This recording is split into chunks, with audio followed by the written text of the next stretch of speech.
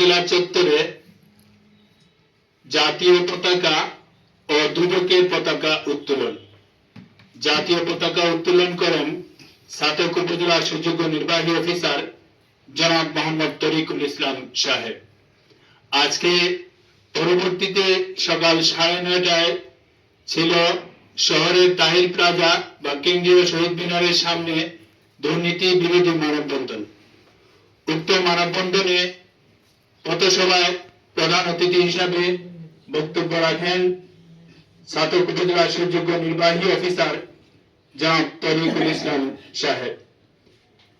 পরবর্তীতে আমাদের আজকের কর্মসূচির অংশ হিসেবে দুর্নীতি বিরোধী আলোচনা সভা এখনই শুরু হতে যাচ্ছে। ছাতক উপজেলা সম্মেলন কক্ষ আমাদের দুর্নীতি বিরোধী আলোচনা সভায় সভাপতিত্ব করবেন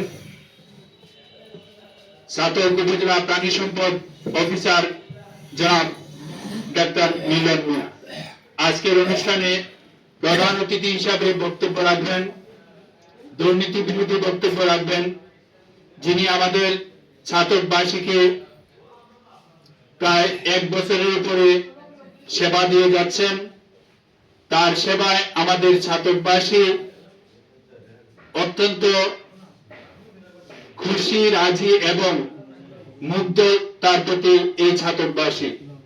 সম্মানিত উপস্থিতি, আজকের অনুষ্ঠানে প্রধান অতিথি হিসাবে বক্তব্য রাখবেন ছাতক উপজেলার সুযোগ্য নির্বাহী অফিসার জনাব মোহাম্মদ তরিকুল ইসলাম সাহেব।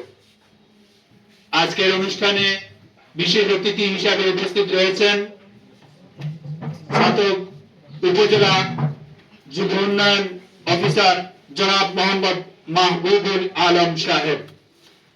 আজকের অনুষ্ঠানে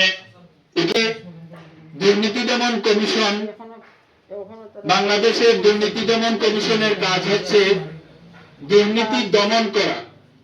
আর আমাদের সারা বাংলাদেশে জেলায় রয়েছে জেলা দুর্নীতি প্রতিরোধ কমিটি, উপজেলায় রয়েছে উপজেলা দুর্নীতি প্রতিরোধ কমিটি। আমাদের কাজ হচ্ছে দুর্নীতির বিরুদ্ধে মানুষকে ঐক্যবদ্ধ করা, মানুষকে মেসেজ দেওয়া।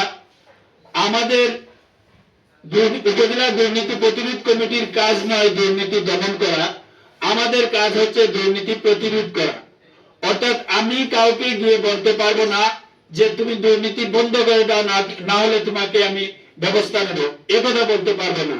আমরা শুধু একথা বলতে পারবো যে ভাই দুর্নীতি ভালো না, দুর্নীতি খারাপ জিনিস, দুর্নীতি থেকে বেঁচে থাকুন।